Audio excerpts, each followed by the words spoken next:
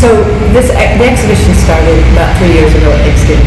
Well, the project, I should say, because it didn't start out as an exhibition.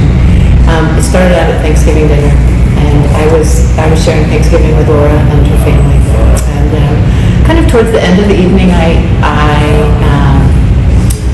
asked her, I turned and asked her what it was like to be a woman in a male-dominated field, which I took as assumed,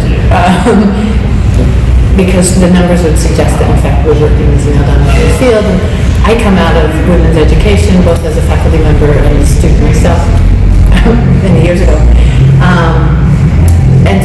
And Laura replied, why does everyone ask me that question? It's just not interesting. I just want to be a woodworker. I don't want to be kind of subcategorized into obviously a much smaller subsection of it. I want to be like in the field in general without considering my gender is quite a big deal.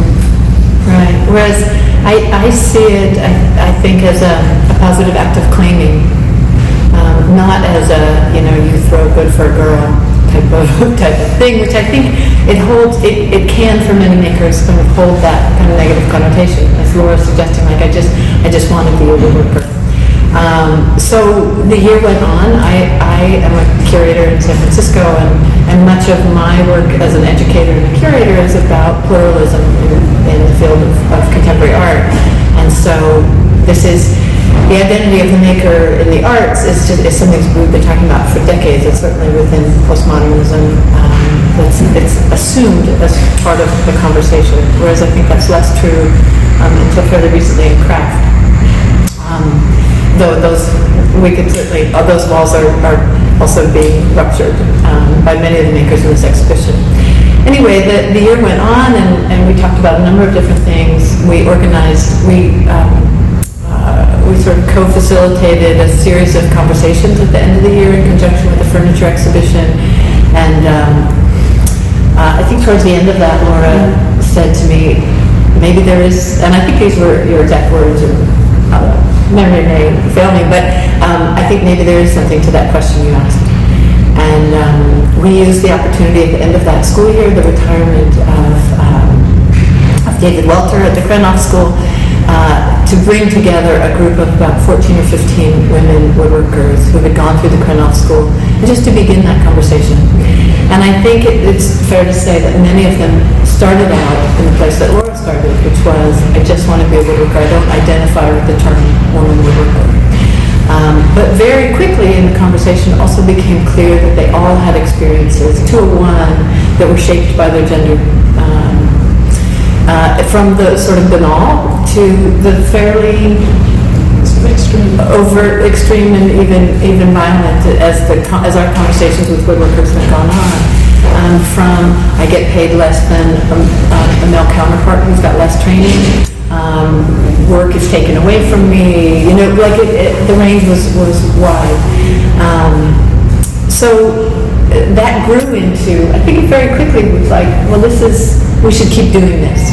And it became a kind of oral history project where our research methodology was one of lengthy interviews. Well, we decided we wanted to make a book. Yeah. Because a book has a certain kind of gravitas and holding together information at a certain time, as opposed to a series of podcasts or... Oh, sure. We did actually go through that conversation. Yeah. So it was a book, and then we started the interviewing persons. Right.